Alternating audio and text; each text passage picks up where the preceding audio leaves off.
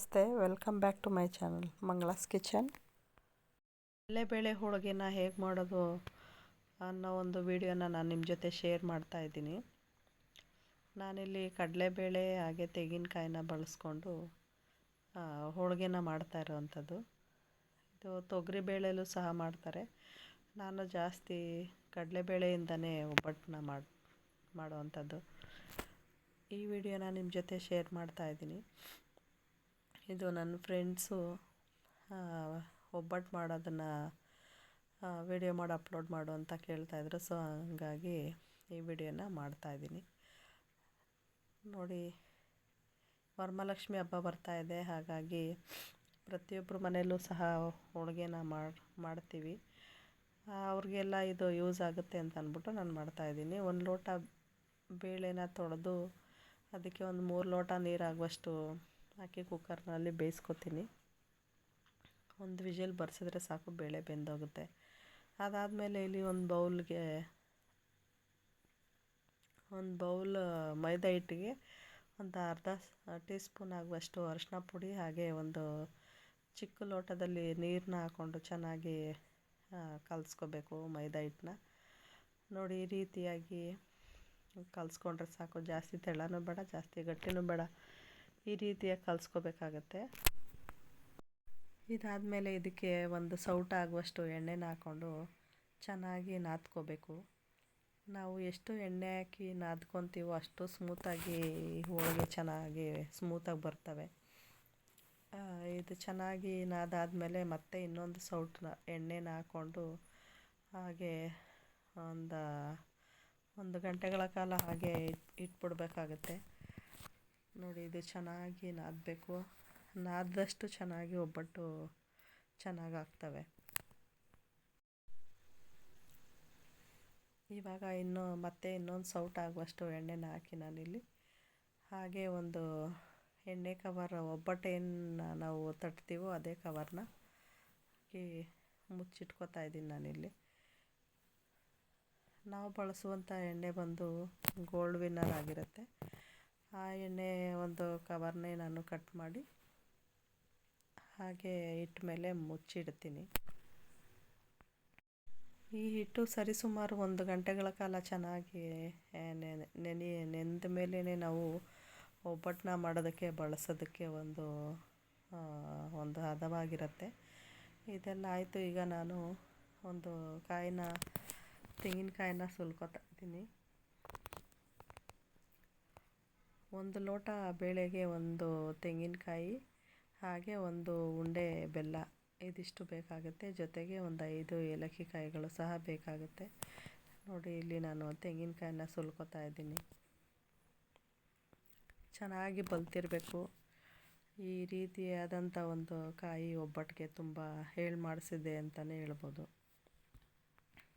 ನಾವು ಒಬ್ಬಟ್ಟಿಗೆ ಎಷ್ಟು ಚೆನ್ನಾಗಿ ಬಲ್ತಿರೋ ಕಾಯಿನ ಹಾಕ್ತೀವೋ ಅಷ್ಟು ಟೇಸ್ಟಿಯಾಗಿ ಈ ಒಬ್ಬಟ್ಟು ರುಚಿ ಕೊಡುತ್ತೆ. ನೋಡಿ, ಇವಾಗ ತೆಂಗಿನಕಾಯಿ ಸುಲಿದಾಯಿತು. ಇದನ್ನು ಒಡೆದು ತುರ್ಕೊಳ್ಳೋಣ ಬನ್ನಿ.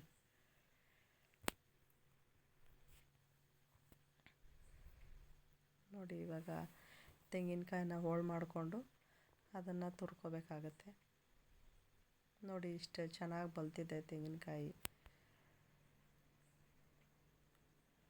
ಈ ರೀತಿಯಾಗಿರಬೇಕಾಗತ್ತೆ ತೆಂಗಿನಕಾಯಿ. ತುಂಬ ಚೆನ್ನಾಗಿರುತ್ತೆ ಹೋಳಿಗೆ ಈ ಥರ ಇದ್ದಾಗ.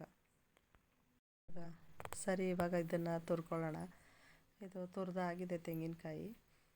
ಇವಾಗ ಬೇಳೆ ಸಹ ಬೆಂದಿದೆ, ಚೆನ್ನಾಗಿ ಬೆಂದ್ಕೊಂಡಿದೆ. ನಾನಿಲ್ಲಿ 1 ವಿಷಲ್ ಅಷ್ಟೇ ಬರ್ಸಿದ್ದೀನಿ. ಜಾಸ್ತಿ ವಿಷಲ್ ಬರ್ಸಿದ್ರೆ ಚೆನ್ನಾಗಿ ಬೆಂದೋಗ್ಬಿಡುತ್ತೆ. ಅಷ್ಟು ಬೆಂದರೆ ಚೆನ್ನಾಗಿರಲ್ಲ. ಒಂದು ಹದವಾಗಿ ಬೆಂದಿರಬೇಕಾಗತ್ತೆ ಬೇಳೆ. ನೋಡಿ, ಇದು ಬೆಂದಿದೆ. ಇದನ್ನು ನೀರನ್ನೆಲ್ಲ ಸೋದಿಸ್ಕೊಂಡು ಇಟ್ಕೊಳ್ಳೋಣ. ಆ ನೀರನ್ನು ಸಹ ನಾನು ವೇಸ್ಟ್ ಮಾಡೋದಿಲ್ಲ. ಅದರಿಂದ ಒಂದು ಸಾಂಬಾರನ್ನ ಮಾಡ್ಕೊತೀನಿ, ಒಬ್ಬಟ್ಟು ಸಾಂಬಾರು, ಅಥವಾ ರಸಮ್ ಸಹ ಮಾಡ್ಬೋದು. ಯಾವುದಾದ್ರೂ ಮಾಡ್ಬೋದು ಈ ನೀರಿನಿಂದ. ನೋಡಿ, ಈ ರೀತಿಯಾಗಿ ಬೇಳೆ ಬೆಂದಿದೆ. ಇದನ್ನು ನೀರೆಲ್ಲ ಸೋರಿಸ್ಕೊಂಡು ನಾನಿಲ್ಲಿ ಮೊದಲಿಗೆ ತೆಂಗಿನಕಾಯಿ ತುರಿದಿಟ್ಟಿದ್ದೆ, ಅದನ್ನು ಫಸ್ಟು ಒಂದು 2 ನಿಮಿಷಗಳ ಕಾಲ ಹಾಗೆ ಡ್ರೈ ಆಗಿ ರೋಸ್ಟ್ ಮಾಡ್ಕೊತಾ ಇದ್ದೀನಿ. ಈ ತೆಂಗಿನಕಾಯಿ ಸಹ ಅಷ್ಟೇ, ಇದು ಎಷ್ಟು ನಾವು ಚೆನ್ನಾಗಿ ತೆಂಗಿನಕಾಯಿ ಮತ್ತು ಈ ಏನು ಬೇಯಿಸಿಟ್ಕೊಂಡಿರ್ತೀವೋ ಕಡಲೆಬೇಳೆ ಇದಿಷ್ಟನ್ನು ಹಾಕಿ ಚೆನ್ನಾಗಿ ರೋಸ್ಟ್ ಮಾಡಿ ಒಬ್ಬಟ್ಟು ಮಾಡೋದ್ರಿಂದ ಅದು ಟೇಸ್ಟು ಸಹ ತುಂಬ ಚೆನ್ನಾಗಿರುತ್ತೆ. ಹಾಗೆ ಬೇಗ ಸಹ ಕೆಡೋದಿಲ್ಲ. ಒಂದು 2 ದಿನಗಳ ಕಾಲ ಇಟ್ಕೊಂಡು ನಾವು ತಿನ್ಬೋದು. ಇದನ್ನು ರೋಸ್ಟ್ ಮಾಡದೆ ಕೆಲವರು ಹಾಗೆ ಮಾಡ್ತಾರೆ. ಹಾಗೆ ಮಾಡೋದ್ರಿಂದ ಬೇಗ ಇದು ಹಳಸೋಗ್ಬಿಡುತ್ತೆ. ನೋಡಿ, ಈ ರೀತಿಯಾಗಿ ಮೊದಲಿಗೆ ತೆಂಗಿನಕಾಯಿನ ಹಾಗೆ ಡ್ರೈ ರೋಸ್ಟ್ ಮಾಡ್ಕೊಳ್ಳಿ. ಅದಾದಮೇಲೆ ಕಡಲೆಬೇಳೆನೂ ಸಹ ಹಾಕ್ಕೊಂಡು ಅದನ್ನು ಸ್ವಲ್ಪ ರೋಸ್ಟ್ ಮಾಡಿಕೊಂಡ್ರೆ ಆಗುತ್ತೆ. ಇದಕ್ಕೆ ಬೆಲ್ಲನ ಇವಾಗಲೇ ಹಾಕ್ಕೊಂಡು ಕೆಲವರು ರೋಸ್ಟ್ ಮಾಡ್ಕೋತಾರೆ. ನನಗೆ ಆ ರೀತಿ ಇಷ್ಟ ಆಗೋದಿಲ್ಲ. ನಾನಿಲ್ಲಿ ಇದೆರಡನ್ನೇ ರೋಸ್ಟ್ ಮಾಡಿಕೊಂಡು ನಂತರ ನಾನಿಲ್ಲಿ ಬೆಲ್ಲನ ರುಬ್ಬೋವಾಗ ಹಾಕ್ಕೋತೀನಿ. ನೋಡಿ, ನೀರನ್ನು ಸಪ್ರೇಟಾಗಿ ತೆಗೆದಿಟ್ಟಿದ್ದೀನಿ. ಇದಕ್ಕೆ ನಾವು ಒಂದು ಸ್ವಲ್ಪ ಹುರಿದಿಟ್ಕೊಂಡಿದ್ದೀವಲ್ಲ ಬೇಳೆ, ತೆಂಗಿನಕಾಯಿ, ಅದನ್ನು ಒಂದು ಸ್ವಲ್ಪ ಹಾಕ್ಕೋತೀನಿ.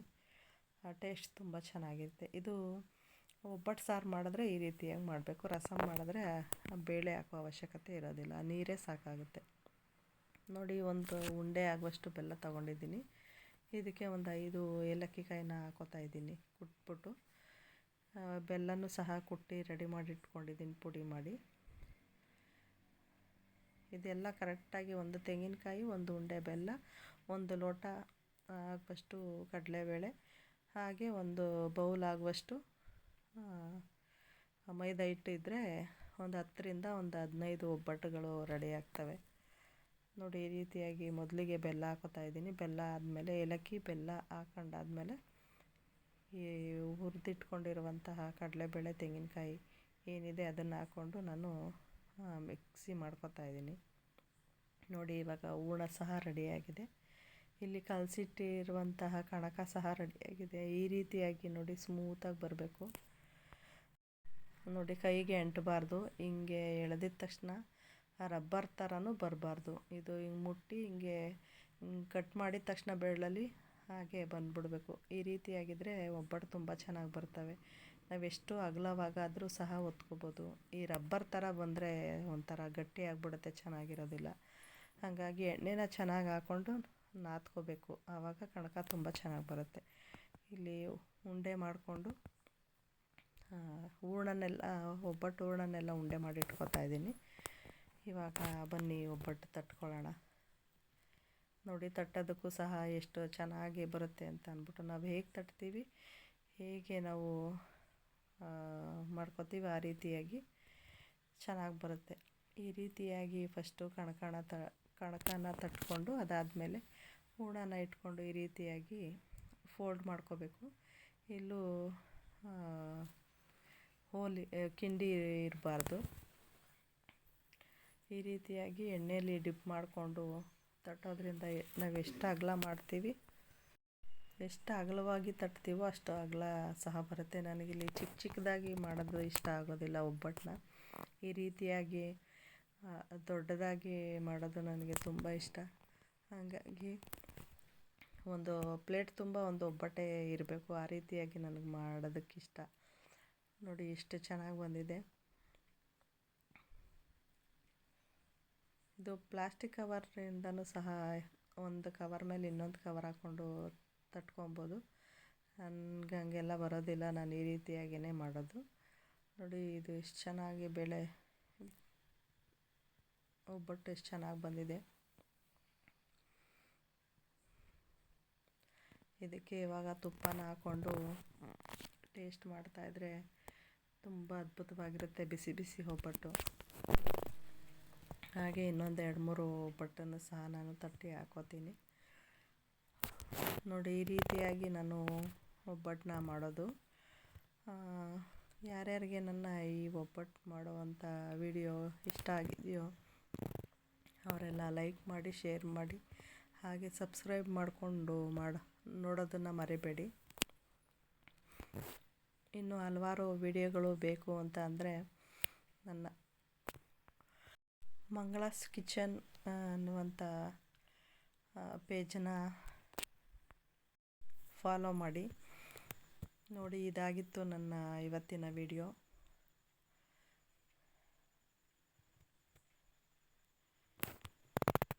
ಈ ವಿಡಿಯೋ ನೋಡೋದಕ್ಕೆ ಥ್ಯಾಂಕ್ ಯು ಸೋ ಮಚ್.